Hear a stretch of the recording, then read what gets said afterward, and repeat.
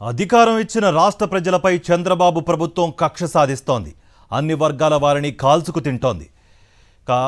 కనీసం దివ్యాంగుల పట్ల కూడా కనికరం చూపించడం లేదు. పెన్షన్ల విషయంలో ఇప్పటికే వృద్ధుల ఉసురు పోసుకుంది.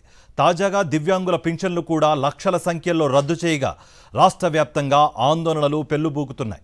నంద్యాల జిల్లా ఆళ్లగడ్డలో పెద్ద సంఖ్యలో దివ్యాంగులు ఆందోళన బాట పట్టారు. రద్దు చేసిన తమ పెన్షన్లను వెంటనే ఇవ్వాలని డిమాండ్ చేశారు.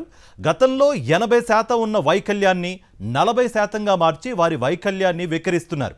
అక్కడితో ఆగకుండా దివ్యాంగ పెన్షన్లను వృద్ధాప్య పింఛన్లుగా మారుస్తూ ఇబ్బందులకు గురి చేస్తోందని కూటమి సర్కార్పై దివ్యాంగులు మండిపడుతున్నారు.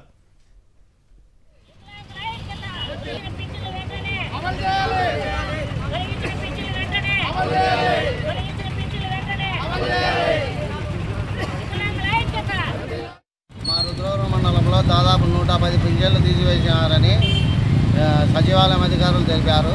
ఇంతవరకు తాత్కాలికంగా ఉన్న నోటీసులు ఇచ్చి పింఛన్లు తీసివేశారు.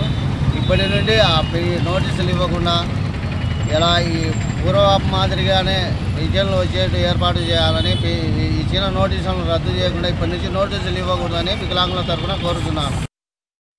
మానుకొని గతంలో ఎలాగైతే పింఛన్లు ఇచ్చేవారు ఆ విధంగానే ఇచ్చి, ఏ విధంగా అయితే సర్టిఫికెట్లో 100%, 90% ఉన్నదో వాటిని అలాగనే ఉంచి, గతంలో ఏ విధంగా అయితే 15,000, 10,000, 6,000 ఇస్తున్నారో ఆ విధంగానే ఇచ్చి వికలాంగులను ఆదుకోవాల్సిందిగా కోరుచున్నాను.